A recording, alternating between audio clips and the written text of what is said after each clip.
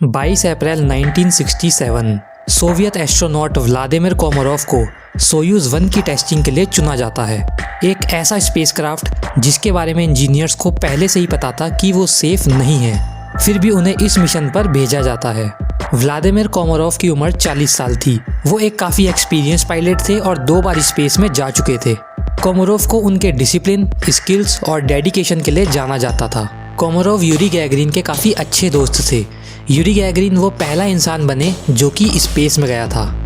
अब कोमारोव और उनके साथियों को पता था कि ये स्पेसक्राफ्ट सेफ नहीं है। साइंटिस्ट के अकॉर्डिंग इस स्पेसक्राफ्ट में 200 से भी ज़्यादा मेजर प्रॉब्लम्स थी। इसीलिए यूरी गैगरिन ने अपने सीनियर ऑफिशियल्स से बात करी, उन्हें समझाने की कोशिश करी कि हमें ये फ़्लाइट डिले करनी होगी। लेकिन पॉलिटिकल प्रेशर के चलते इस मिशन को अभी करने को बोला गया, क्योंकि अमेरिका स्पेस रेस में सोवियत यूनियन से आगे निकल रहा था।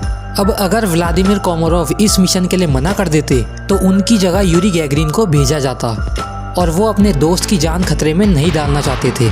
इसीलिए उन्होंने ये मिशन खुद करने का फैसला किया।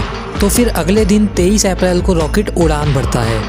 कोमारोव स्पेस में पहुंच जाते हैं। स्पेस में पहुंचते ही प्रॉब्लम शुरू हो जाती है। स्पेसक्राफ्ट के सोलर पैनल्स नहीं खुल रहे थे, जिसकी वजह से पावर बहुत तेज़ी से कम होने लग जाती है। स्पेसक्राफ्ट के सेंसर्स भी ख़राब थे और वो स्पेस में घूमने लग जाते हैं। किसी तरीके से कोमारोव इस प्रॉब्लम को सॉल्व कर लेते हैं और स्पेसक्राफ्ट को बैलेंस करने में कामयाब रहते हैं। पूरे 18 घंटे स्पेस में बिताने के बाद कोमारोव को वापस अर्थ पे बुलाया जाता है। उनका कैप्सूल अर्थ के एटमॉस्फेयर में एंटर होता है। कैप्सूल की हीट शील्ड बहुत अच्छे से काम करती है और स्पेसक्राफ्ट अर्थ के एटमॉस्फेयर में आ जाता है।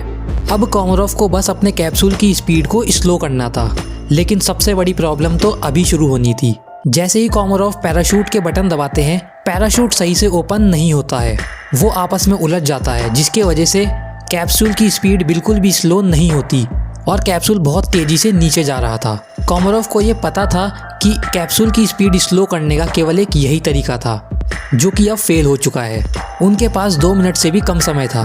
वो उन लोगों पर काफ़ी गुस्सा थे जिन्होंने इस मिशन को डिले नहीं करवाया था, लेकिन वो काफ़ी प्राउड भी फील कर रहे थे कि वो अपने देश के काम आ सके। इसके बाद उनका कैप्सूल 200 किलोमीटर पर आवर की स्पीड से अर्थ से टकरा जाता है। गिरते ही कैप्सूल में एक्सप्लोजन हो जाता है और कोमारोव की बॉडी मेटल्स पर चिपक जाती है। ये है कोमारोव की आखिरी तस्वीर।